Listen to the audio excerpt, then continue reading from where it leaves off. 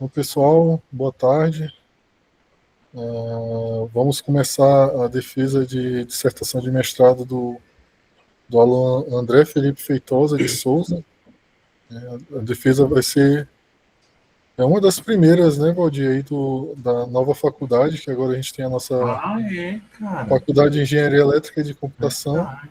né, e que faz parte aí, o programa faz parte dessa nova faculdade, né. Gostaria de agradecer a presença do professor Valdir, né, e do professor Luiz Fabiano por terem aceito o convite de participarem dessa banca. Muito obrigado. E agora vamos começar aí a nossa defesa, né, André? Tu tem aí um Enfim. tempo, a gente já ensaiou esse tempo, então a, aproveite bem. Eu vou passar a palavra agora para ti e depois a gente segue para a parte que a banca faz a arguição. Tá? Então, boa apresentação para ti. Obrigado, professor. Primeiramente, né, boa tarde a todos, né, em especial aos membros da banca, né, ao professor Valdir, ao professor Fabiano, né, que estão aqui presentes. Sou o André Felipe, né, como bem foi mencionado pelo professor Tiago, né, meu orientador, e vou iniciar a apresentação dessa dissertação, cujo tema é o modulador sigma delta com processamento, né, pseudo-paralelo em tecnologia CMOS de 130 nanômetros para aplicação em sinais de rede 5G Neurônio.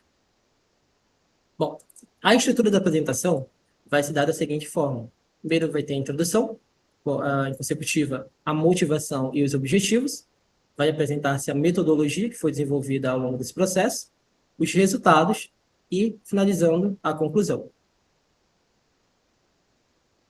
Bom, introdução, né? Atualmente, né, como nós podemos verificar de acordo com as mudanças, né, que vêm ocorrendo nas redes de comunicação, desde as tecnologias de 1G até as tecnologias de hoje, 5G, de quinta geração, tem como objetivo fomentar sistemas de comunicação, né, para atender alguns requisitos, né, aí, de altas taxas de transmissões, né, que acabam sofrendo algumas interferências, e uma delas é a interferência intercibólica. Então, trabalhar para que se consiga chegar a determinados níveis de confiança e interoperabilidade nas redes de comunicação móvel vem sendo totalmente estudado pelos conceitos e pesquisadores na atualidade. Né, a questão de transmissão, da baixa latência dos dados, assim garantindo também uma maior eficiência energética. Então, o presente trabalho aqui apresentado na dissertação, ele propõe um modulador cujo processamento é pseudo-paralelo, ou seja, baseia-se no pseudo-paralelismo, né, fundamentado em tecnologia CMOS, né, cujo fator de desenrolamento é igual a 3, e foi implementado utilizando, né, a plataforma da Sociedade de Circuitos e Sistemas do I3E. A motivação e os objetivos. O objetivo geral, né, dessa dissertação é desenvolver um modulador sigma delta, né, de segunda ordem, aí, com um processamento pseudo-paralelo, para atender os requisitos críticos dos sistemas de comunicação de rede 5G para os sinais de OFDMA, especificamente, né, da subbanda 5G New Range, né, cujo esse sinal se trata do acesso múltiplo por divisão ortogonal de frequência, né, que é um sinal formado pelas somas de várias subportadoras, né, que estão presentes no processo de comunicação e transporte de dados de usuários, né, utilizando e apresentando também os layouts de design de circuitos integrados digitais desenvolvidos a nível de fabricação. Os objetivos específicos, né, tratam-se de apresentar a estrutura do sistema de modulação sigma delta com processamento pseudo-paralelo, analisar e mostrar o layout desenvolvido do modulador, aqui conhecido como PDSM, implementar o circuito, né, de fluxo digital, utilizando as ferramentas da Sociedade de Circuitos e Sistemas, e demonstrar que a alta taxa de OSR, né, ela não é levada para sinais de alta frequência, e obter resultados pós-layout de comparação para os dados do sinal de entrada. Justifica-se esse trabalho pelo emprego da modulação sigma-delta, pelo emprego de sistemas, né, no caso, que se utilizam de modulação sigma-delta para conseguir suprimir o sinal, suprimir o ruído na banda de interesse. Então, as aplicações de modulação sigma-delta têm sido bastante discutidas há muitos anos, né, exclusivamente voltadas para sinais, aliás, com sinais de sistemas de biomédicos, né, sinais de sensores e também com sinais de rede de comunicação. Mas, no sentido, deriva-se a seguinte situação, que os moduladores sigma-delta para trabalhar com valores de alta frequência, tendem a utilizar elevado número de ordem, o que impacta, né, diretamente aí na escalonabilidade do modulador. Ou seja, um elevado também valor de ordem do modulador acaba causando uma instabilidade no sistema, né, o que pode aí prejudicar a qualidade do sinal de saída. Só que utilizar essa técnica de modulação sigma-delta é uma técnica que reside, né, na modelagem espectral do sinal, utilizando como base, né, aí para comparação o SNR, que ela é a relação sinal-ruído, né, que à medida que consegue nos indicar o quão forte o sinal é útil, né, em comparação com o ruído presente no sistema ao qual a gente está querendo ali selecionar esse sinal de saída. O sinal que foi utilizado para fazer a análise, né, dos dados é o sinal FDMA, que é o sinal que usa o acesso múltiplo por divisão ortogonal de frequência, né? Ele é uma base associada tanto do FDM como do sistema MIMO, de múltiplas entradas e múltiplas saídas, né? Juntando esses dois sistemas, a gente obtém o sinal FDMA, ao qual vai ser composto pelas subimportadoras, ao qual passam por diversos sistemas, como a transformada rápida de Fourier, transformando do processo do tempo para o domínio da frequência. O sinal vai dividindo as subbandas, assim conseguindo ter vários múltiplos, né, usuários utilizando aquele sinal ao mesmo tempo. Só que alguns problemas podem ser ocasionados por conta das interferências que ocorrem dentro dos sinais, justamente assim como pelas suas elevadas larguras de bandas, né, e pelo alto alcance, né, quando tem assim interferências externas e mesmo internas do ambiente, dependendo do local ao qual está alocado. Dessa forma, utilizar sistemas que consigam garantir tanto a integrabilidade, né, como também a segurança e a latência dos dados para determinados sinais, faz com que a modulação sigma-delta seja um dos fatores ideais para se trabalhar com sinais de alta taxa. O que ocorre, como foi mencionado anteriormente, é que moduladores de alta ordem possuem uma instabilidade, o que acaba fazendo com que eles não sejam tão escalonados para tais sistemas. Bom, agora prosseguindo para a metodologia, né, do que foi desenvolvido. A metodologia, ela reverbera o sistema da modulação sigma-delta com processamento pseudo-paralelo. Como foi mencionado anteriormente, moduladores sigma-delta de alta ordem tendem a ter maior instabilidade do sistema, além também de alocar a questão de mais hardware, né, questão de dados físicos mesmo, para a questão de desenvolvimento de circuitos integrados. Então, esses elevados valores de amostragem, né, ou seja, de OSR, que essa técnica de sobreamostragem, que é um dos pilares do funcionamento, né, dos moduladores sigma-delta, sendo utilizado como parâmetro essencial para definir a questão da relação sinal-ruído. Então, esse sistema que utiliza a taxa de sobreamostragem, que exerce significativamente que a amostra tem que ter um valor mínimo, né, baseado no teorema de Nyquist, permitindo assim que haja uma distribuição do sinal na faixa de interesse.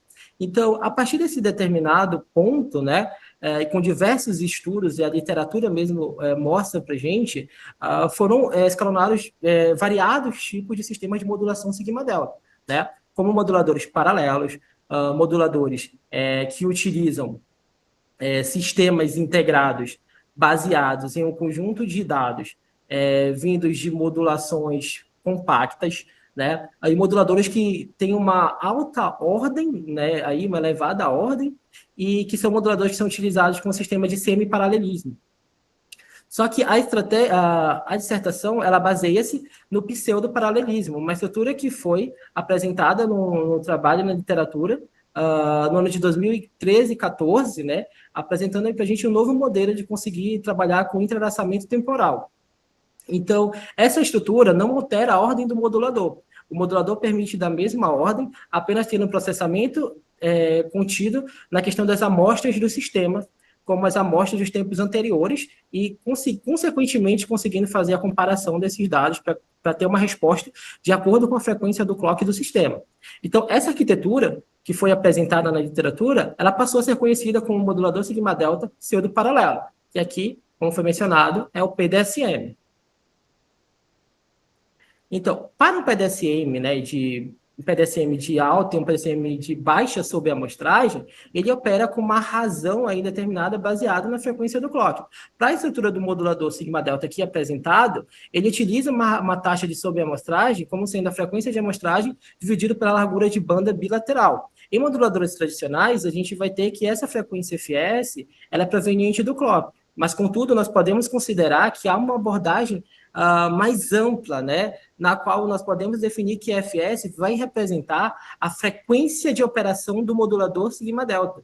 E aí, nós podemos ter uma outra frequência que chama-se F' de S. Essa frequência, né, aí ela vai corresponder ao clock interno do sistema.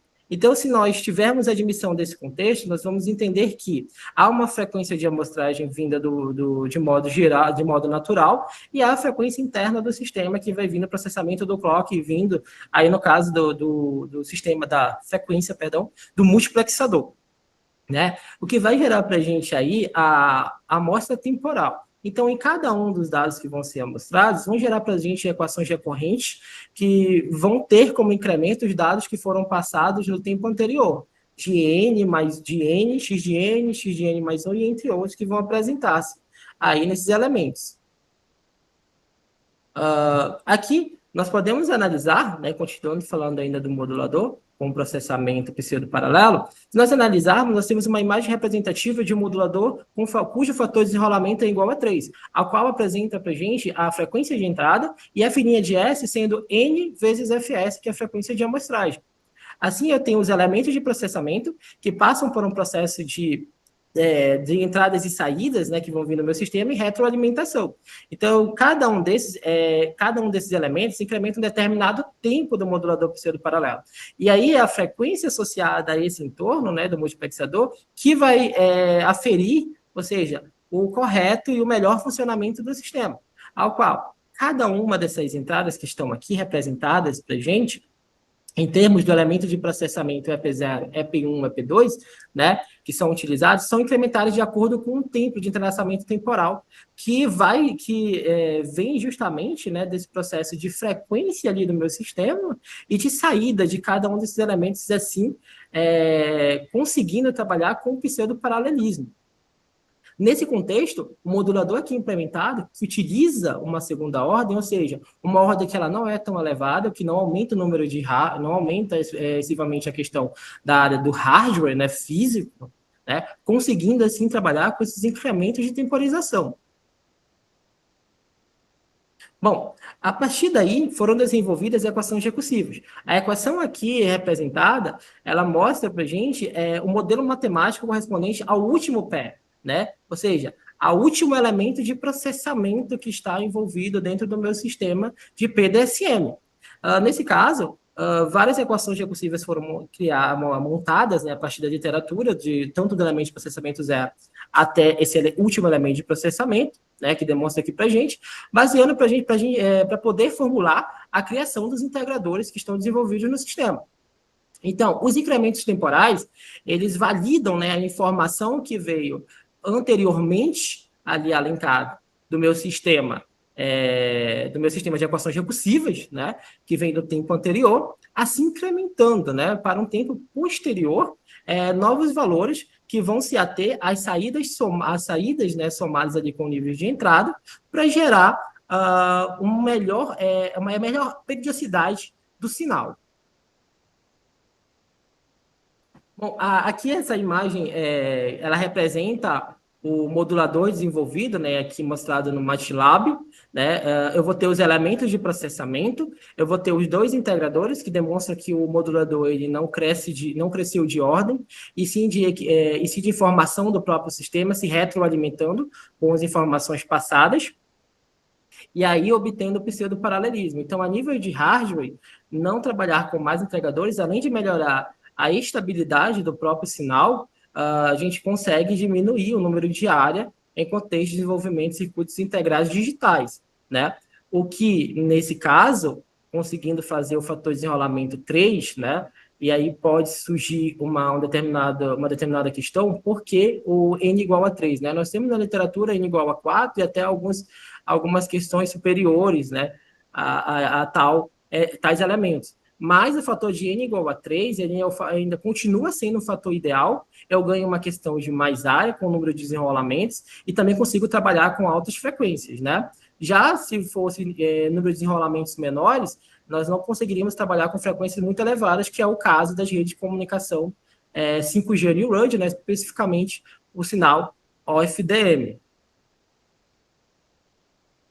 Bom, Então, o PDSM aqui aplicado e aqui elencado, ele passa por um determinado processo, ele seria e será aplicado à estrutura de transmissão do sinal OFDMA, o qual a gente pode analisar através da imagem, né? Este sinal, ele é um adeno, ele é presente também nas redes de comunicação na parte do 4G LTE, né, como aqui está elencado no slide, mas também ele passa por essa estrutura de transmissão. Então, a estrutura de transmissão do sinal OFDMA com o PDSM aqui elencado, né, nós podemos analisar que vai ter a entrada de dados, né, ilustrando esse determinado processo, o que vai gerar para a gente depois uma separação de serial paralelo, que passa por uma transformada inversa rápida de Fourier, e depois retorna novamente pelo processo paralelo serial, indo para o adicionamento cíclico. Nesse caso, o que nós vamos ter aqui que o PDSM se contém nessa parte justamente pela natureza, né? O modulador sigma delta aqui apresentado, com o processamento baseado em pseudo-paralelismo, ele trabalha exclusivamente no domínio digital. Então, ele necessariamente precisa que venha uma numeração em termos de bits, né, aí, para justamente ele conseguir fazer a devolução disso com os bits de melhor qualidade, assim demonstrando que suprime o ruído no sinal de interesse. Após passar pelo modulador PDSM, ele vai para um DAC, ou seja, ele vai voltar para o domínio natural. Após isso, ele vai para o filtro, aí que chega para um processo de transmissão, né? Então, todo esse mapeamento de símbolos que é utilizado dentro do sistema são convertidos nos dados que vão ser gerados, né? Aí, de acordo com a quadratura pela amplitude de modulação, né, do meu sistema, né? No caso, para as redes de comunicação 5G.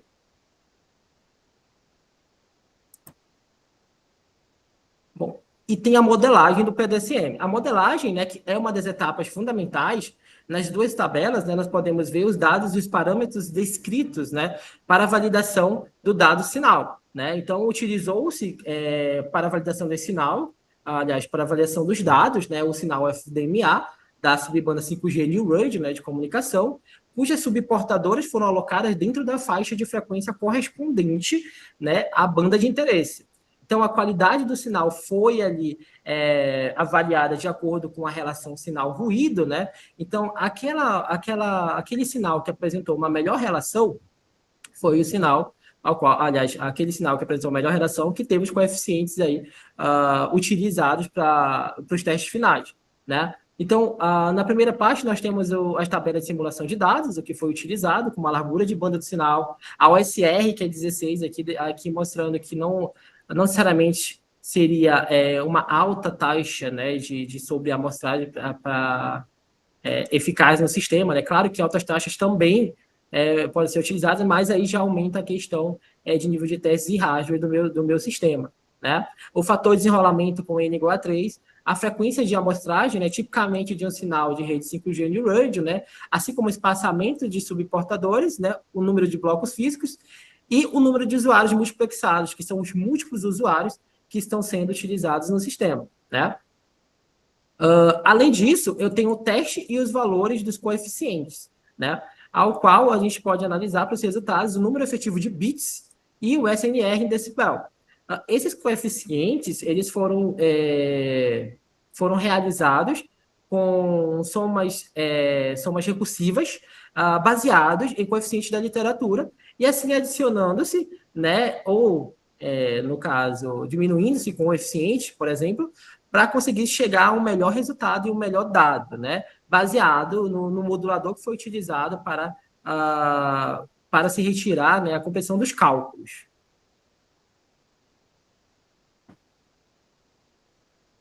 Bom, então, aqui os resultados apresentados, tá? O layout, né, que aqui está linkado na figura 5, que é do próximo slide, né, ele mostra todas as interconexões, né, que o sistema descrito, ele é composto por dois tipos principais de elementos. Nós vamos ter os elementos sequenciais, né, que são os elementos ali responsáveis por armazenar os dados de estados do circuito, como tempo, por exemplo, né, como flip-flop, registradores, né, que eles vão depender desse clock interno do sistema, que vão definir o comportamento temporal do meu sistema. Assim também como células combinacionais, né, que vão realizar algumas operações instantâneas, como AND, OR, SHOR. Essas informações, ou seja, esses dados, eles foram tirados do relatório gerado pela ferramenta de design automático, né? No caso, foi-se utilizado a linguagem de descrição de hardware System Verilog, ao qual foi desenvolvido um programa, né?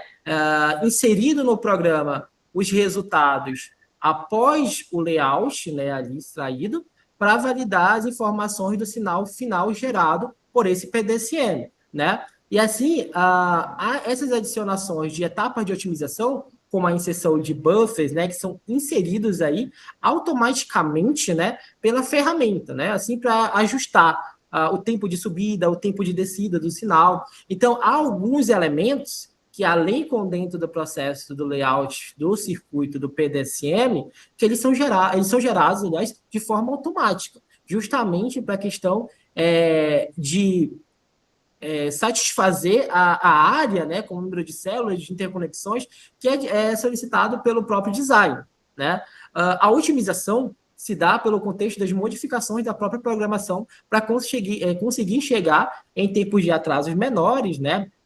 E assim também testando os recursos que ali foram submetidos ao meu sistema. Então, a área final é uma área de 8.876 micrometros quadrados, o que se mostra adequado em perfis de literatura e comparados com com outros designs de circuitos integrados, né? Que, principalmente para um sistema de tamanha complexidade, que é um PDCM, ao qual vai utilizar elementos de comparação, elementos de filtragem, né, do sinal, integradores ali desenvolvidos para conseguir chegar no layout ideal. Então, o layout aqui da figura 5, né, mostra para a gente o PDSM completo, ao qual obedece regras específicas do projeto design automático, né? Qual nós vamos ter as interconexões, as camadas de metal, né, ali formando a informação, tendo, aliás, a informação dos dados, né, ali desses pontos do sistema. Se pudéssemos ver numa análise um pouco mais microscópica, nós veríamos ali a questão dos transistores em níveis de circuitos integrados, né, NMOS, PMOS, formando as junções ali de cada ponto, os polis, as interconexões que são formadas, justamente para se chegar nesse elemento. O dado aqui desenvolvido e a amostra do PDSM, no caso, em termos de layout, se configurou como passou, né, por todas as regras, tanto a regra de LVS, que é o layout versus esquemático, né, do circuito, como também de DRC, né, que é as regras de design do circuito.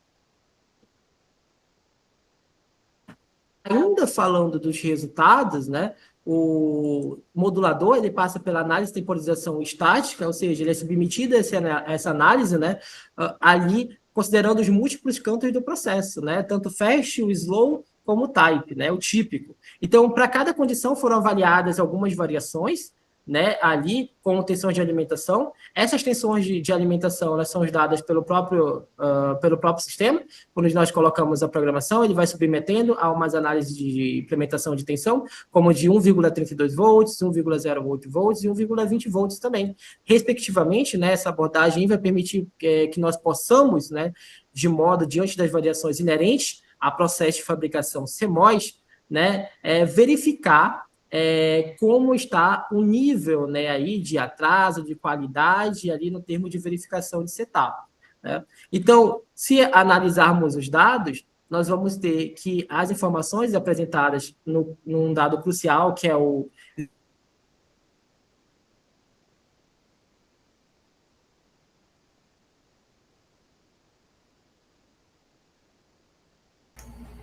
Vocês ainda estão aí ou eu caí? Acho que ele caiu, o André. Eu acho que foi ele que caiu mesmo. Vou guardar uns instantes aí. slack setup, né, que é a margem de tempo antes da borda de clock. Então, se o dado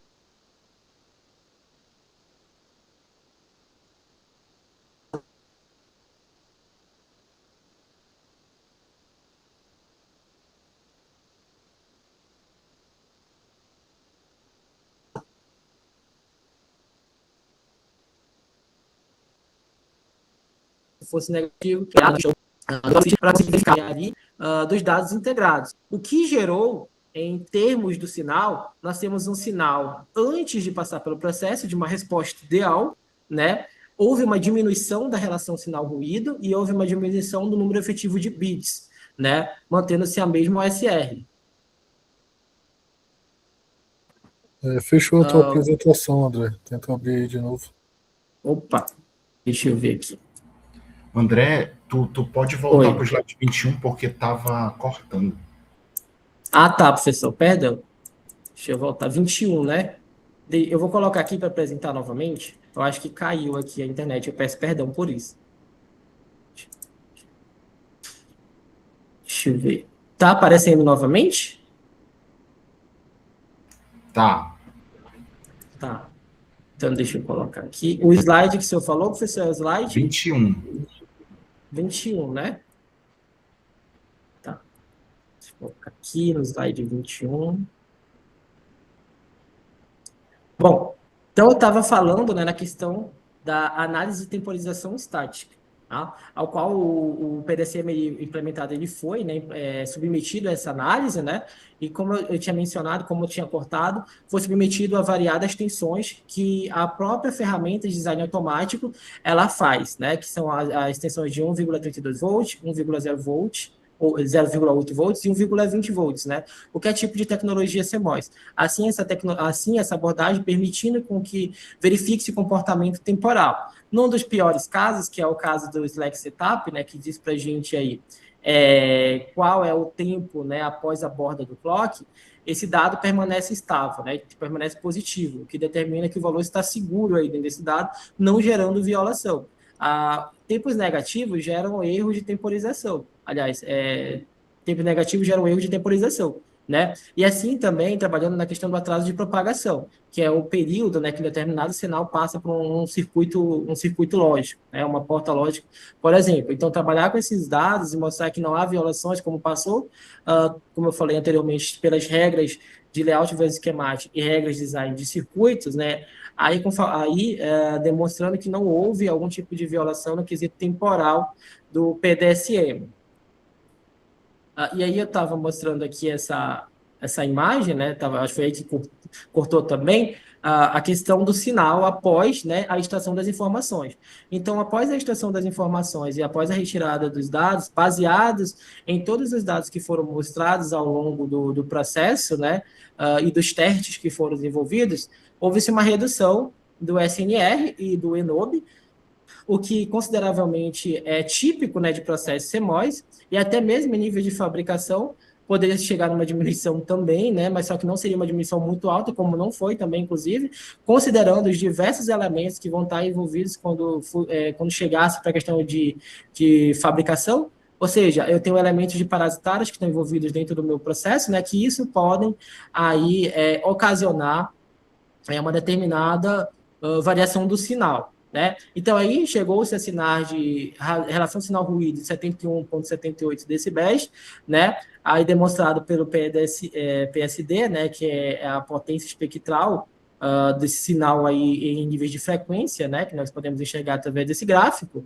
em que eu tenho um PDSM que teve um comportamento, né, de acordo com o comportamento de moduladores sigmadélicos convencionais. O que se dá pela distorção um pouco da elevação do sinal e depois pela uma estabilidade, quando ele recai aqui nesse ponto, né, seria pelo elevado valor de frequência, né, porque tem um elevado valor de frequência envolvido no caso aí, que seria o valor de frequência para sinais da rede de comunicação 5G. Mas ao integrar esses resultados a esses modelos, né, digital do modulador, torna-se possível avaliar esses impactos aí decorrentes, né, do processo de implementação e design de circuitos integrados. Essa imagem mostra a distribuição do SNR baseada em um modelo que é conhecido como Monte Carlo, né, evidenciando a variabilidade, ou seja, do desempenho, né, do sistema desenvolvido e algumas incertezas de processos que podem ocorrer. Mas nós tivemos uma média de 72,84 decibéis, né, e um desvio padrão de 1,64 decibéis. Ou seja, né, a maior concentração dos valores aí vai estar em aproximadamente de 71 e 75 decibéis, mostrando consistência. Assim, esses resultados, eles indicam que o sistema apresenta boa robustez, com variações relativamente pequenas ao SNR. E levando em consideração que as redes de comunicação, né, 5G e RUD, especificamente sinal dado, eles sugerem, né, que tenham-se valores de SNR superiores a 20 decibel. Então, um valor de 72, por exemplo, 71, como foi apresentado aqui no dado real, considerando as incertezas paramétricas do design do circuito, eles são valores que ainda estão adequados, né, dentro da faixa de interesse para sistemas de comunicação. Então, aqui eu tenho uma comparação de trabalhos correlatos, né? Na questão, essa dissertação, né, aqui apresentada, ela se ateve à amostra do desenvolvimento de layout de circuitos integrados digitais, né, mostrando a questão do layout, dos esquemáticos dos circuitos desenvolvidos, né, e da questão da utilização de linguagem System Verilog para se fazer e realizar testes a nível de processos de fabricação. Então, aqui na tabela de trabalhos correlatos, utilizando literatura de 2021 até 2025, nós temos aqui algumas bases de trabalho que mostram, né, sinais compatíveis, em alguns momentos parecidos, com larguras de banda, né, aí que nós vamos ter, de frequência do SNR, da OSR aí desenvolvida. Alguns desses trabalhos foram feitos estimativas, justamente porque o trabalho não definia muito bem, só que esse trabalho, exclusivamente, além de conseguir uma boa relação sinal-ruído, né, trabalhando com uma taxa de OSR adequada para níveis, e não elevando isso a um nível crítico de aumentar a ordem de modulação, aumentar a ordem de OSR, demonstra excelentes resultados. Além do mais, a indicação do pós-layout que foi utilizado. Então, eu vou ter nas variações de trabalhos medidas esquemáticos, e essa dissertação se ateve ao pós-layout, a realização de validações inerentes a esse processo de desenvolvimento de circuitos integrados. E, né, chego aqui à conclusão desse trabalho, né, cujo trabalho ele teve como finalidade, né, aí, apresentar o desenvolvimento desse modulador com processamento pseudo-paralelo, né, foi desenvolvido para aplicações de sinais de rede de comunicação 5G, né, como sinal aí de entrada. Apesar das variações e apesar de algumas análises temporais, né, que foram realizadas ao longo do processo, ele apresentou estruturas compatíveis, ou seja, adequadas com os parâmetros esperados para a tecnologia CMOS de 0,3 micrometros, né? Ou seja, 130 nanômetros, né? O que resultou em uma área final que apresentara de 8,876 micrometros quadrados, né? Então, mencionei também anteriormente, aqui reverberando, que foi submetido às análises, né, de regras de design de circuitos, assim como o LVS, sendo aprovado em ambas as etapas. Embora, né, aqui tenha sido também falado dos atrasos que são associados, e é típico do processo também, que vai ser dos atrasos sequenciais e dos registradores aqui desenvolvidos, os índices eles permanecem com bom desempenho, ou seja, em conformidade, tanto com a literatura, né, como a nível de outras pesquisas de projetos realizados em níveis de circuitos integrados, né? E aqui eu elenco algumas propostas, né, para o prosseguimento da dissertação, nos seguintes eixos, ao qual implementar um sistema completo de conversão de dados na saída do PDCM, ou seja, do início ao fim, né, até mostrar a parte do nível do sinal reconstruído, de maneira que a gente possa desenvolver, assim como o item 2, blocos analógicos, né, complementares para que possa se possibilitar a avaliação do sistema desde o domínio natural. E também uma proposta para um trabalho futuro, né, obviamente, a mandar para a fabricação, porque a Sociedade de Circuito de Sistemas, ela permite, né, que a gente participe de uma rodada e que concerne se passar no desenvolvimento geral, né, e mandar e ter o nosso chip fabricado e podermos testar em nível físico, né? Podemos testar o sinal e ver como o comportamento dele vai ser de maneira real. Então, eu agradeço a todos os membros da banca, todos aqui que estão participando até o presente momento, e eu encerro a defesa dessa dissertação.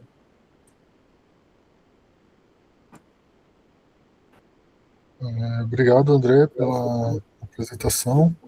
Agora vamos seguir os demais itos, né, da defesa, que é a arguição da banca. Eu vou passar a palavra aí para o professor Fabian, que é o membro externo, né, e após isso aí a gente passa a palavra para o professor Valdir. Agradecer mais uma vez ao Fabian por ter aceitado o convite, né, e passo a palavra para ti, Fabian. Obrigado, Thiago. Obrigado, André, pelo convite de participar na banca. Gostei muito de ler o trabalho. Eu acho que vocês estão de parabéns. Você fez muita coisa. Escreveu muito bem, está muito bem o texto. É difícil achar textos com esse nível de madurez, né? Amadurecimento, né? Gostei muito do texto. Deu para ir entendendo que eu não sou digital, né? Eu sou analógico completamente. Mas eu gostei da leitura, aprendi bastante sobre o assunto, né? E realmente vocês estão de parabéns. Mas quando a gente está na banca, agora tem que criticar coisas para melhorar o trabalho, né? Mas a maioria das críticas são mais do texto e algumas dúvidas que eu tenho também de algumas coisas, de algum resultado também, né? Eu queria ir comentando. Então, a primeira coisa que eu vou falar aqui vai ser sobre correções gerais do texto, né? Eu separei aqui inicialmente como correções gerais. A primeira é o título. Você esqueceu o hífen ou deixou pseudo paralelo todo junto por alguma razão? Não sei se a versão que eu peguei estava... Porque a versão que eu peguei já foi há algum tempo. De repente você já atualizou, né?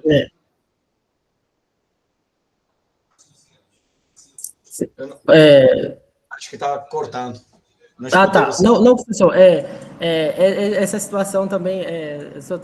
tanto é que aqui na apresentação eu até coloquei o hífen, né? Eu fiz algumas correções, né? Aí eu preferi deixar a última versão que eu tinha mandado, né? Até por conta do tempo mesmo. Mas eu fiz essa situação que o senhor acabou de elencar, né? Questão do hífen, né? E algumas outras trocas foram feitas, mas... Já tem o título principal já tem o hífen. O hífen. Tá. Porque eu acho que o certo é separar mesmo, né? Colocar o hífen aí no céu. Isso é só uma correção pequena, né? Bem, uma coisa que eu reparei no texto, que tem, assim, isso é geral, né? De todas as dissertações, que eu sempre fico no pé dos alunos, capítulo, figura, equação, tabela X, por exemplo, é um nome, né? Então, geralmente com maiúsculo. Em qualquer parte do texto fica com maiúsculo, né? Capítulo 1, capítulo 3, figura 4, equação. Estou só citando exemplos, de repente não é essa equação que está errada, mas faz na busca, você escreveu no LaTeX o texto? Sim. Faz uma busca geral de todas as figuras, capítulos, e tenta corrigir para colocar maiúsculo, né? No início, né? Cuidado para não corrigir, porque às vezes tu está falando, como foi mostrado neste capítulo, esse capítulo não leva maiúsculo, o que leva é o que fala capítulo 4, capítulo 5, né? o nome do capítulo, né? Então faz com cuidado isso, revisa, né? Eu vou te passar esse comentário que eu tenho aqui, né? E outra coisa que acontece bastante, que eu vi também em capítulo, figuras, equações, tabelas, é que quebra o número para a linha seguinte, né? A gente tenta usar, para não acontecer isso, a gente usa tem um comando no LaTeX, eu te coloquei aqui no texto, né? Você coloca como que chama um símbolo no LaTeX que ele evita essa quebra de linha, né? Eu te passo aqui só para isso não acontecer, né? Aí tu procura e todas as equações e figuras, você faz isso. Bem, agora, os títulos gerais de todos os capítulos, é bom manter um padrão. Eu vi que você tentou manter um padrão que é todo maiúsculo, né? Mas tem alguns que ficam em minúsculo. Só para corrigir também. Passa por todos os capítulos, um por um, dá essa corrigida, né? Quer dizer, todas essas palavras, sei lá, por exemplo, palavras conectores pequenos não levam maiúsculo, né? Mas vem aí com o Thiago depois, né? Para terminar corrigindo essas coisas, né? Certo. As unidades também. As unidades quebram de linha também. Qualquer número com unidade não deveria quebrar a linha também. Não deveria ter 4 e, por exemplo, volts embaixo, né? Da linha de baixo. Isso aí, tem até um pacote do LaTeX que faz isso, que é o SI Units. Né? O SI Units, ele te permite, já tem todas as unidades da engenharia prontas. Né? Então, dá uma olhada depois, também deixa anotado aqui, então você, seguindo meus comentários aqui, você consegue, né? Certo. Bom, agora, saindo um pouco dos comentários do texto, né? Você chamou de sociedade, a implementação foi realizada na plataforma da Sociedade de Circuitos e Sistemas... Circuitos e Sistemas do I3E, eu acho que é CAS, né? É isso, é único. É que a plataforma não é deles, né? Eles estão fazendo todos os tutoriais para, vamos dizer assim, para disponibilizar a ferramentas open source. Mas todo esse fluxo que você fez open source não é deles necessariamente, né? É da tecnologia IHP 130 IHP-SG, isso. Então, eu acho que é melhor então... dizer que foi da tecnologia IHP 130 nanômetros e que os tutoriais de uso, agradece sim, né? Os tutoriais de uso do Unicast, né?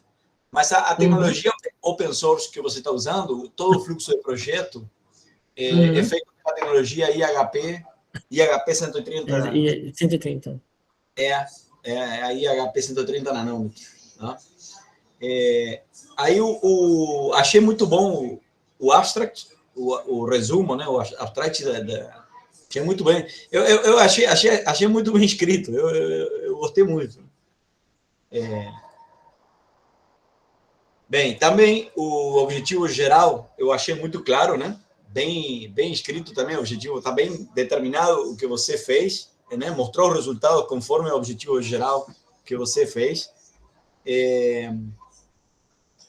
No que refere tá aqui fala, no que refere ao específico, analisar o layout dos circuitos que compõem o modulador. Eu não me lembro por que coloquei esse.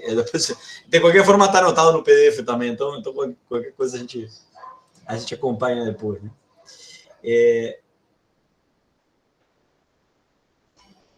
Tá, quando você fala que fez uma adaptação da figura, né? Durante o texto, você fez toda de novo? Ou às vezes pegou algum print dela? Como que você fez aí? Bom, a adaptação das figuras, né? Primeiro a questão nominal, né? Da questão da figura, e depois foi baseado na figura de uma determinada literatura, né?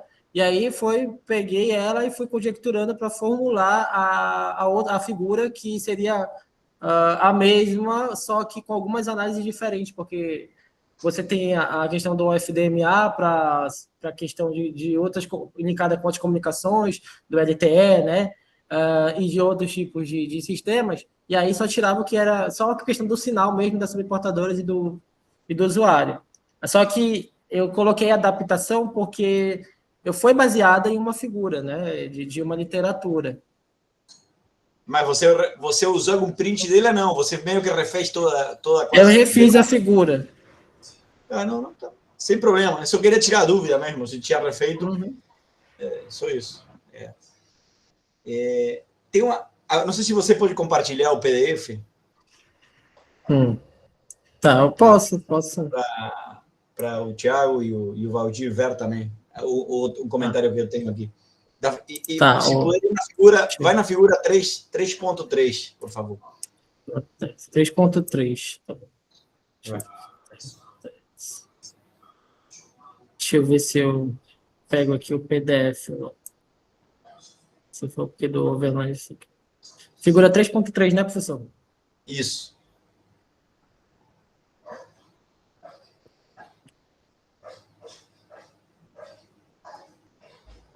3.3 é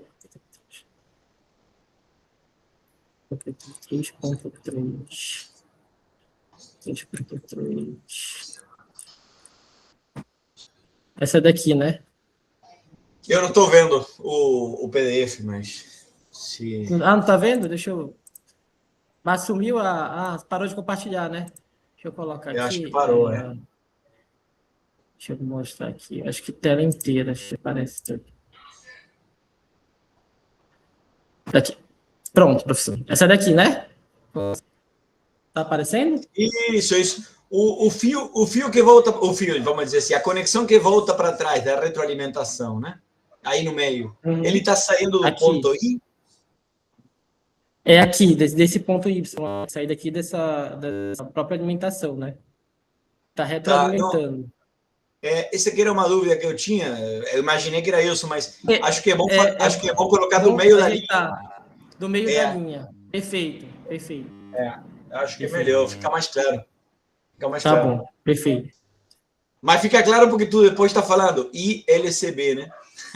O aplicar do lado a saída do bloco de baixo, né? Aí eu imaginei que era... Mas isso, o senhor está certo, se colocar mais claro no caso. Perfeito. Vou fazer a consideração. Eu acho que agora sou eu que estou perdendo a conexão aqui. Deixa eu ver, porque eu acho que eu estou apresentando ainda. Ele caiu mesmo.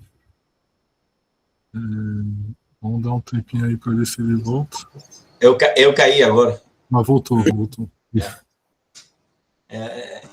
Por isso que a defesa presencial é bom, né? Não só por isso, por várias coisas. Bom, tá, essa era uma pergunta, você ajeita depois se isso está tranquilo, né? Uhum. Depois tem aquela equação 3.10, deve ser logo depois disso, né? Equação 3.10. 3.10. Acho que você poderia tirar esse itálico do para, né? Ah, tá, sim. E separar um pouco mais, Claro. dar mais um espaço horizontal. Você tem o para, frequência muito menor que 1. Né? Isso. Tá. Você pode usar o comando text em LaTeX, né? E ele não fica, aí ele não fica itálico dentro da equação, né? Com o comando text. Né? Aí tu separa mais, usa o horizontal space e separa um pouquinho mais. E separa um pouquinho mais esse para aí, né? Para ficar melhor essa equação. Depois a figura 3.4. Figura 3.4. Esse modo 1 e modo 2 está definido em algum lugar? Seria o modulador, a comparação da frequência normalizada do modulador 1, né? E aí, falando a comparação do modulador 2, né? Para dizer a eficiência, no caso da frequência normalizada, em termos da função de transferência do ruído. Aí, porque como eu falo do modulador 1 lá na frente, né? Talvez porque quando eu fui reescrever a dissertação, que teve a qualificação, né, talvez eu possa... Eu escrevi normalmente, a gente lê, relê, né? E acaba que fica, mas o MOD 1 ele está aqui em cima explicado, né? Aí fala do modulador de primeira ordem, né? E aqui só faz a comparação das duas, né? No caso, como eu falo aqui de segunda ordem, aí eu só comparei os dois sistemas. Né? Essa figura aqui foi criada até... Essa daqui usa a programação do LaTeX mesmo para fazer. Você poderia colocar uma tipo legend, né? Uma legenda na figura.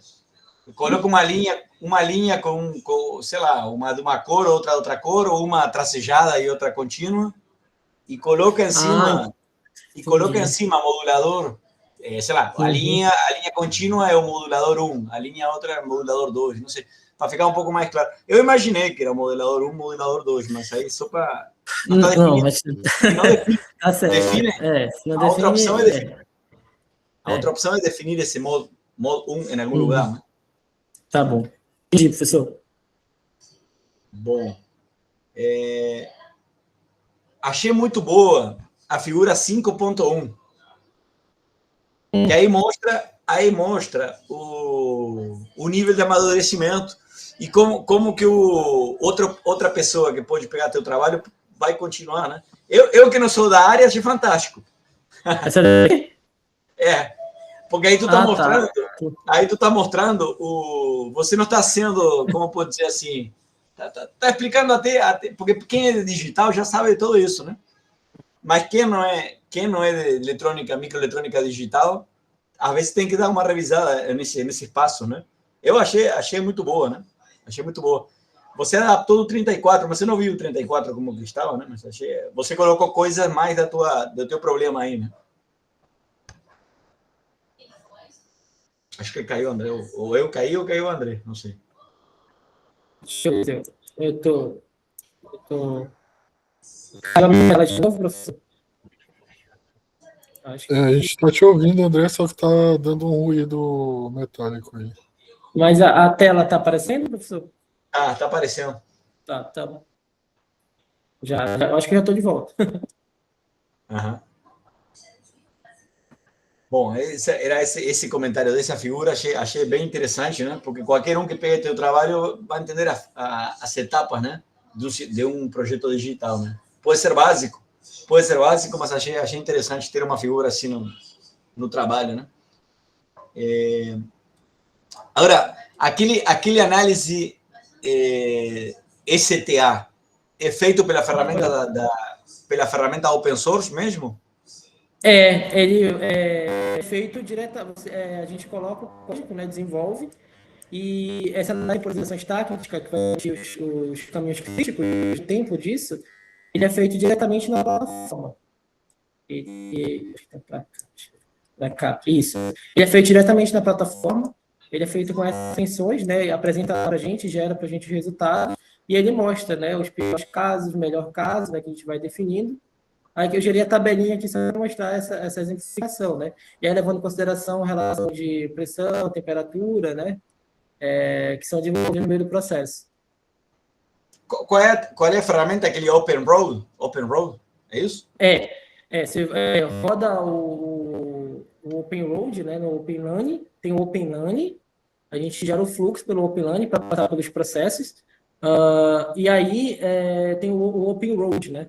Que aí a gente já mostra também, pode até mostrar, no caso, em nível do layoutzinho, antes de ir para o GDS2, gerar o gráfico. A gente roda o fluxo pelo OpenLane, no OpenRoad, aliás, né? Tá. E daí ele usa o Verilog, né? Essa simulação. Pode ser Verilog ou Syslog. Ele já, de 2012, né, quando veio surgindo, aí pode-se utilizar o System Verilog, que ele usa Logic e outras entradas, justamente para melhorar os caminhos do circuito, né? Só que, e funciona tanto o System Verilog como o Verilog tradicional. Tá. É a nível, ou seja, que é a nível mais lógico, usando os parâmetros de delay dos transistores, vamos dizer assim, é aproximado. Isso. Não é a nível de SPICE, não é a nível de SPICE, esse análise. Não, o CVMA verifica mais a questão de análise do tempo de propagação, né? Que é o período, esse delay que vai ter de um sinal sair do circuito e passar por ele. Deve ser meio óbvio para quem é da área isso, mas eu me confundo um pouco, né? Era essa a minha dúvida. Você pode ir na tabela 6.3? 6.3? 6.3. Aí já vou aproveitar que tem 2, 3 comentários dessa tabela. Tá. Primeiramente, para te dizer que está muito bom o resultado, né? comparado com a literatura, está muito bom, né? Agora, esse ezinho que você deixou aí, acho que você esqueceu de tirar, né? Era para colocar medido, né? Aqui vai ter uns valores que foram estimados, porque a literatura, o artigo, ele não apresentava, né? E aí teve só uma estimativa do valor. Os valores identificados pela letra. Estava aí acima do lado. Indicam a informação original. Não foi explicitamente fornecida. Tá. É diferente. E aí estimei o valor. Então, algumas são estimadas, teria que fazer Teria que ver, né, verificar o valor real, porque eles focavam mais em algum dado, né? O que mais a gente encontra na literatura, nessa questão, e principalmente na utilização de modulação sigma-delta para esses sinais de comunicação, né? Eles focam nos resultados obtidos no nível da análise espectral do sinal, né? Mas a questão do layout e as outras coisas acabam deixando em branco, né? Dependendo do que seja o dado que ele quer mostrar. Só que também é difícil de encontrar modulação sigma-delta de fluxo de implementação digital para sistemas de comunicação. Óbvio que a gente encontra muito de analógico, né, professor? Muito analógico, já pega o lá do início ao fim, né? Passa por todo o processo. E tem os em cascata, né? Tem vários outros modelos que são utilizados também. E aí, digital seria essa daqui que eu encontrei. O que eu acho aí, o André, que esse Ezinho que tu colocou aí, teria que colocar no rodapé da tabela. Assim, né? Você coloca esse Ezinho. Vê outros exemplos, posso te mostrar um monte.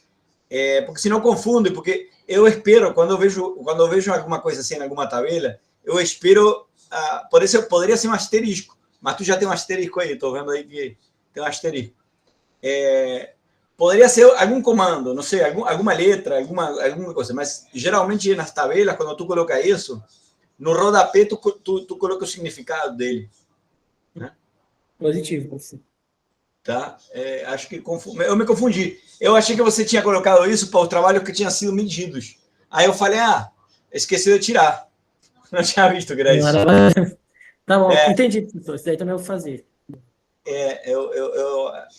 Aí me confundi um pouco. Mas aí onde você colocou o asterisco, quer dizer que não tem informação? Que não teve a informação do número efetivo de bits e eu não consegui estimar. Tá, então, aí tem que colocar n/a, né? Que é not variable, né? n/a, tá bom. É o que a gente usa geralmente, né? Quando o dado não está disponível em inglês, né? Coloca n not variable, né? n/a. Posso te mostrar depois também isso. Aí vem uma pergunta para tu nessa tabela. Tu não achou que esse E9 tá gigante comparado com os outros? Tá, o ENOB, né? Bom, eu tendo em vista em consideração o número efetivo de bits apresentado por outro, eu achei muito... Não achei muito grande, né? Tá adequado para níveis de sinais de um PDSM, né? Na própria literatura base, que usa um sinal de radiodistorção por software, e apresenta também um ENOB acima de 10, né? O que apresenta aí o de 8, né? Mas comparado com o de 4 e de 5.12 que foram estimados, fica uma característica de estimação, né? De esse ENOB, ele da estimativa, né? Que eu fiz uma estimativa básica, né? Mas acredito que, apesar dele estar um pouco elevado comparado aos outros, ele ainda estaria adequado. Mas acho que, na verdade, eu confundi. Porque quando eu ia te falar isso de que estava muito grande, não era no ENOB, era no SNR. O SNR o SNR está gigante em relação à literatura. Esse que me surpreendeu, porque esse aí pode ser uma limitação de estar fazendo no simulador, né? Não quero dizer que seja... Eu não quero dizer que não seja bom, porque pode ser que seja por outras características, ele termine sendo bom depois.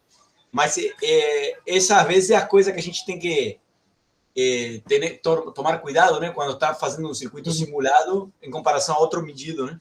Esse dado aí pode ser um pouco... Engana um pouco, porque a relação sinal-ruído, quando medir o chip, provavelmente vai cair aí, né? Por conta da fabricação, né? Dos processos que são inerentes mesmo. Essa era uma pergunta, na verdade. Você acha que se medir o chip, isso aí deve cair? Provavelmente caiu na simulação, colocando alguns dados reais, né? Das variações. Então, a tendência é que também varie numa medição final, né? A questão da porcentagem de variação depende da tecnologia, da fabricação, do novo transistor, né? Que é aquela distânciazinha lá do canal entre o gate, entre a fonte e o dreno, né? E depende dessas características físicas, né, do próprio processo. Sim. Acredito que cairia, né? Agora, ao quantitativo disso, eu acredito também numa escala por um valor de SNR, né, que tende a encontrar em simulações valores muito altos de SNR, justamente porque o processo ele tende a tirar um pouco, né, uma parte, né? Mas eu acredito que ainda ficaria adequado e ao que não foi estimado e que teve o melhor valor, que é o trabalho 2, né? Acredito que ainda ficaria superior a ele. No, uma coisa que mostrou que ele é robusto é a figura do slide 23, né? É o Monte Carlo. Sim, que é Eu não me lembro foi qual é o utilizado mínimo. Eu não me lembro qual é o mínimo que ele chega, mas esse aí não é o mínimo, esse aí é o average, né? É a média. É a média. É a Basicamente, a média. média ali que ele vai estar. Ele tem a parte mínima, né? Só que a variação dele ficaria entre 70 e 75, mais ou menos. Isso aí ficaria variando ali, tipo, mantendo, né? Como se viesse ali e ficasse no intervalo de tempo. Ele tem os Bom, picos baixos, né? Altos, e pela... isso aí dá um indício de que o circuito é robusto, né? Monte Carlo é para isso, né? O que te pode atrapalhar na prática é outros ruídos, né? Uhum. Outros ruídos que não sejam do próprio circuito, né? Vamos dizer assim, né? Para poder medir esse SNR, não sei. Teria que pensar um pouco aí como isso. Aí vem outra pergunta. A extração do circuito a partir do layout, que eu me lembro que a IHP não tinha parasitas um tempo atrás. Eles colocaram nesse tempo. Aparece a estação das parasitárias agora. Tem Agora lá as aparece. informações. Aparece no relatório, aparece as parasitárias que foram extraídas, né? Aparece o número de interconexões e questão de transistores, número de células, né? Aparece esses dados. Quando tu São extrai, muitos, na então, verdade. quando tu faz a extração, o ponto ext, ele vem com muito mais componente. Ele vem com mais componente que a gente tem. Ele Certo? vem isso, quando vai rodar, roda. Então eles, porque ano passado, como essa tecnologia está em crescimento e era open source, ela não tinha as parasitas. Aí eles devem ter colocado isso recentemente. Bom, isso mostra mais força. Isso mostra mais força no teu resultado, né? Se ele realmente está com as capacidades parasitas, é bem bom, né? É bem bom. Bem, agora uma pergunta que eu tinha... não, antes da pergunta, né? Você falou hoje que uma pena que por pouco tempo não conseguiu mandar fabricar nesse último Unicast, né? Porque estava muito perto, né? Estava muito perto. Começou Você já está com o circuito pronto, rodada, né? você já está com o circuito pronto e estava muito perto, né? Uma pena que não conseguiu fabricar. Vai ter que esperar um ano agora para mandar para fabricar, né? Esse teria sido muito bom, né? Para fechar com chave de ouro. Aí a minha pergunta é se você agora, né, nesse momento, isso aqui foi para a tecnologia 130 nanômetros que você trabalhou, né? Perdeu tempo, tentou entender, viu as limitações da tecnologia. Se tivesse que implementar esse circuito em 65 nanômetros, né? Qual seria tipo a primeira coisa que você teria que ver, teria que prestar atenção antes de começar a fazer esse mesmo? Bom, primeiramente, se você faria o mesmo circuito ou colocaria alguma alternativa, né? Mas o que você faria se tivesse que começar em uma tecnologia nova, né? Por exemplo, 65 nanômetros TSMC, que é uma tecnologia que a gente pode ter recursos para fabricar. Se fosse para diminuir o tamanho da tecnologia, né, considerando a arquitetura natural dos transistores, né, do NMOS e do PMOS, quando a gente diminui, a gente melhora, assim, o sinal fica mais rápido, né? Então, eu teria que, primeiramente, analisar a programação System Verilog, né, do design, porque eu teria que ver os atrasos, os avanços decorrentes, né, do processo. Mudar para uma outra tecnologia, no caso, teria que ser feito poderia ser necessário fazer, obviamente, algumas adaptações, né, para conseguir implementar e ter os mesmos resultados esperados, que foram aqui na de 130. Aham, certo. Talvez até possa melhorar com 65, né? Pelo menos a frequência. Pelo menos a frequência deve melhorar, né? Que quanto menor o processo, as capacitâncias são menores e consegue chegar em velocidades maiores.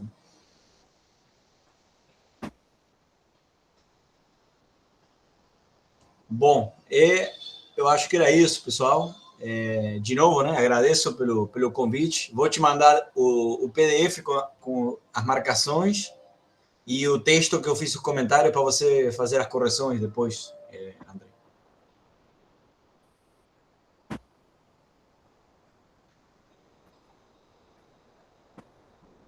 Então, obrigado, Fabiano, aí pelos comentários. Foram muito bons. Eu espero que o André tenha anotado tudo. Eu tenho Espero anotado. que você... Eu vou mandar. Tá. Espero que ele consiga corrigir. E as contribuições foram muito boas. Obrigado, viu? Agora eu vou passar a palavra para o professor Valdir. Tá por aí, Valdir? Tudo bem?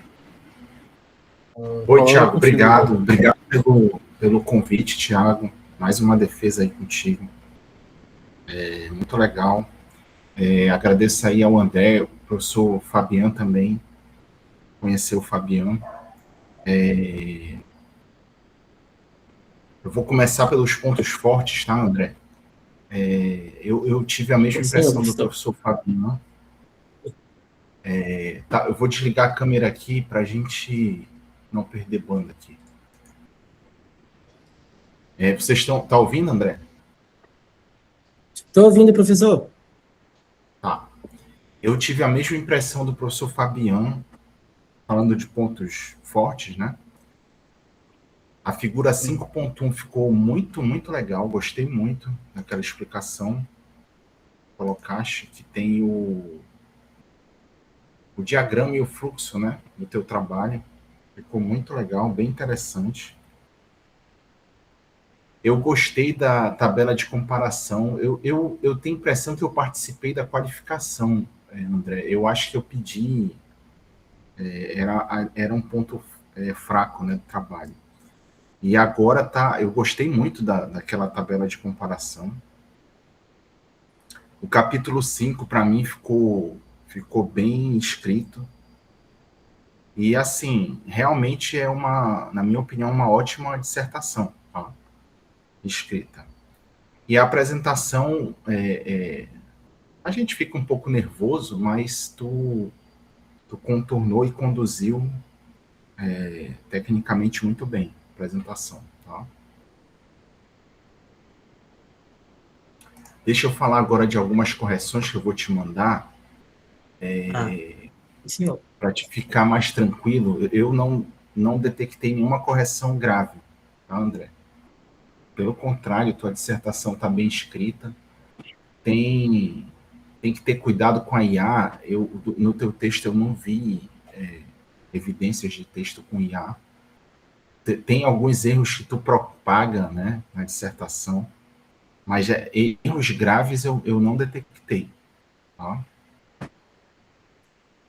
Eu vou só compartilhar aqui rapidinho, André, um negócio. Tá. Eu paro de compartilhar, então, para apresentar, né? É só para te ver aqui que está anotado, que não foi IA. Tá bom. Aqui, tu tá vendo? Erros simples, tá vendo, né? Aham. Tem alguns erros simples que eu vou te passar para você e o professor Thiago, para vocês checarem, tá? Eu vou tirar aqui já, até. Porque eu não vou comentar todos, porque o professor Fabiano também citou alguns e ele cobriu bem também esses comentários, né? Eu vou enfatizar só dois erros simples. É a citação de equação, que eu contei 4 formas que tu tá fazendo. A que eu prefiro é a equação com minúsculo, abre parêntese, número da equação, fecha parêntese. Eu coloquei aqui no meu comentário, né? E a questão dos decimais, né? O teu texto está em português, o decimal precisa ser vírgula, né? Tu vai precisar corrigir. É um erro que se propagou. Tá bom. Eu fiquei com dúvida, que eu sou fora da área. Às vezes tu põe, observa aqui no comentário, por favor, André, tu põe layout e layout com Y. Eu confesso que eu não sei qual é o correto. Na tua dissertação tem os dois. Ó. Eu acredito, professor, que eu me confundi, porque eu costumo falar layout digamos assim, outra linguagem, né, em outra língua, né, estrangeira, inglês, né, e aí tem o layout brasileiro, né, que é o layout. E eu acho que foi só estar equivocadamente errado, porque a dissertação ela é em português, tá? Então, os com Y seriam considerados os com sem o Y, né? Eu confesso que eu não sei qual é o correto. Eu acho que depois o professor Tiago e o professor Fabiano podem opinar, e aí, mas que tem que ter só uma forma na dissertação, isso é o que eu estou indicando que tem que ter, tá? Não pode ter as duas formas. Perfeito? Perfeito.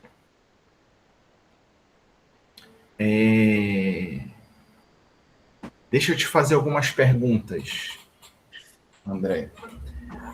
Senhor. O teu circuito, ele pode ser... Disse que não conseguiu fabricar, né?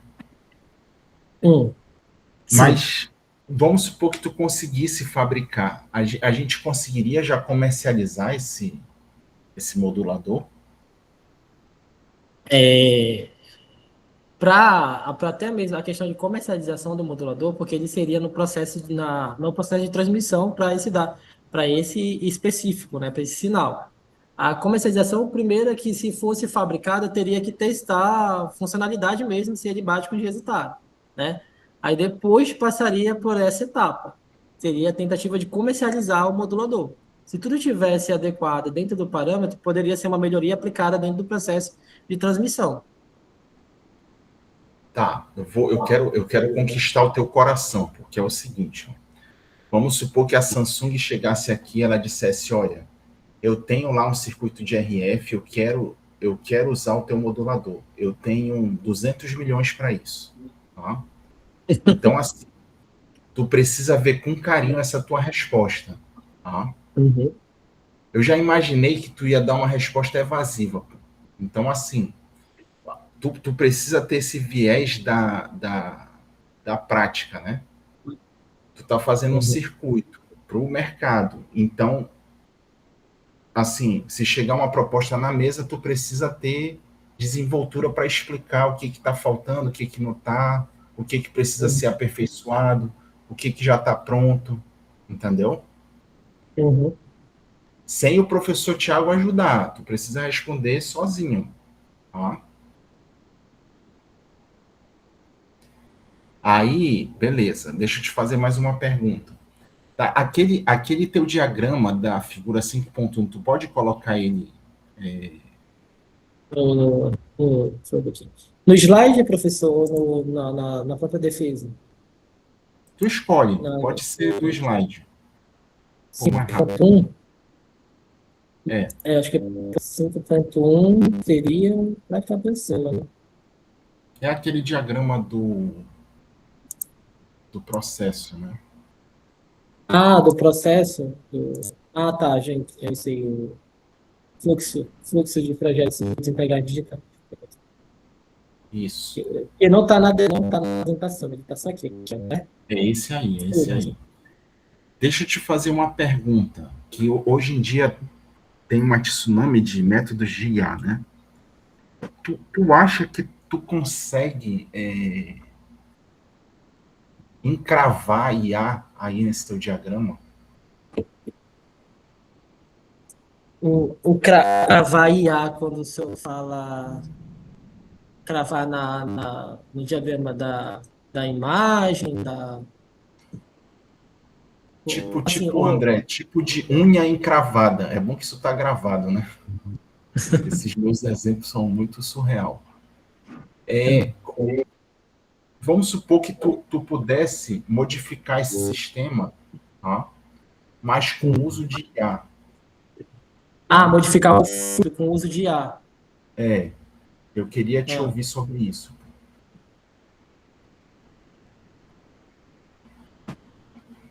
Se eu pudesse colocar o fluxo, se fosse a questão de colocar IA no fluxo, né, teria que ser pode ser na parte de verificação, né, na parte de desenvolvimento do código. Se o meu entendimento estiver correto, seria isso. Tá, eu acho que tem que dar uma pensada, pô. Tem que dar uma pensada, ó. Porque eu sei que é uma defesa de mestrado, tu pode estar mais acuado, mas assim, pode ter desdobramentos desse teu fluxo, ó. Hum, Então, um deles pode ser com o uso de IA, ah, tá. entendeu? Aham. Então, eu ia te pedir para que em trabalhos futuros tu pensasse sobre isso e colocasse algo lá, entendeu? Eu já vi geradores de código em HDL, eu já vi verificadores também, entendeu? Então, Sim, sim. dá uma pensada sobre esse aspecto. Como é que eu poderia anexar ou encravar IA nesse sistema aí, entendeu?